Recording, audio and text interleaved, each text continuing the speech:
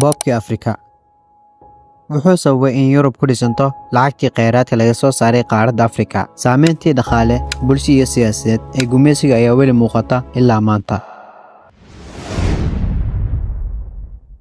boobka Afrika waxaa laga bilaabay qarnigii 15aad markii ay dalalka Yurub sida Portugal iyo Spain ay bilaabeen in ay baadhaan Afrika. Ujeedkoodu wuxuu ahaa in ay helaan kheyraadka dabiiciga ah sida dahabka, lafaha filka iyo addoomo si ay uga shaqeystaan beeraha iyo warshadaha Yurub. qarnigii 19aad si gaar ah intii lagu guda jiray shirkii Berlin 1884-1885 awoodaha Yurub waxay si rasmi ah ugu heshiiyeen inay qaybsaan Afrika. dalal sida Ingiriiska, Faransiiska, Jarmal, Belgium iyo Talyaaniga ayaa dhul ka qaybsaday iyagoo aan wax tixgelin ah siinin qowmiyadaha iyo dadyowga deegaanka. xukunka gumeysiga wuxuu keenay in Yurub ku fidiyaan saameyntooda dhaqaale, siyaasadeed iyo bulsho si ay uga qabsadaan kheyraadka dabiiciga ah ee Afrika.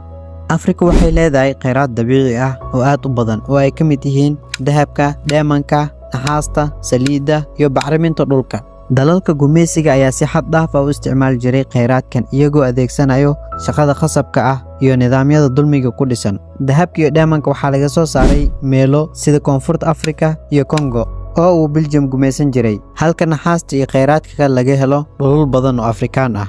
addoomada Afrikaanka ah ayaa si khasab ah loo dhoofiyey loona adeegsaday shaqooyinka beeraha ee Ameerika iyo Yurub. kumanaan kun oo Afrikaan ayaa lagu khasbay inay ka tagaan dhulkooda iyo qoysaskooda si loo isticmaalo sida hanti. kheyraadka laga soo saaray Afrika waxaa si toos ah loo geeyay Yurub, halkaasoo loo isticmaalay in lagu dhiso dhaqaalaha Yurub. macdanta, dhuxusha iyo badeecadaha kale ee dabiiciga ah ayaa la isticmaali jiray si loo horumariyo warshadaha iyo kaabayaasha dhaqaalaha Yurub. dhismayaal, buundooyin, wadooyin iyo warshado cusub ayaa laga hirgeliyay Yurub iyadoo la adeegsanayo lacagtii kheyraadka laga soo saaray Afrika.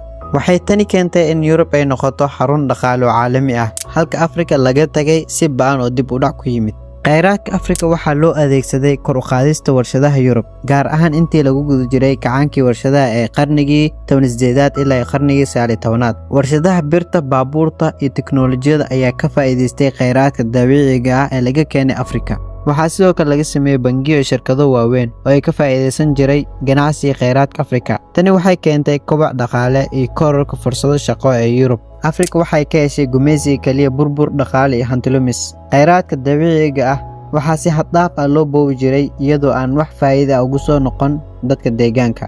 nidaamyada wax soo saarka iyo dhaqaalaha Afrika ayaa loo rigay kuwa u adeega Yurub, taasoo keentay in qaaradda Afrika aysan yeelan wax warshad ah oo waaweyn ama nidaamyo dhaqaale oo madax bannaan. gumeysigu wuxuu sababay burburka nidaamyada dhaqanka iyo siyaasadda ee Afrika. qowmiyadaha iyo beelaha Afrika waxaa lagu khasbay inay la qabsadaan nidaamka gumeysiga, taasoo keentay dhibaatooyin bulsho iyo colaado gudaha.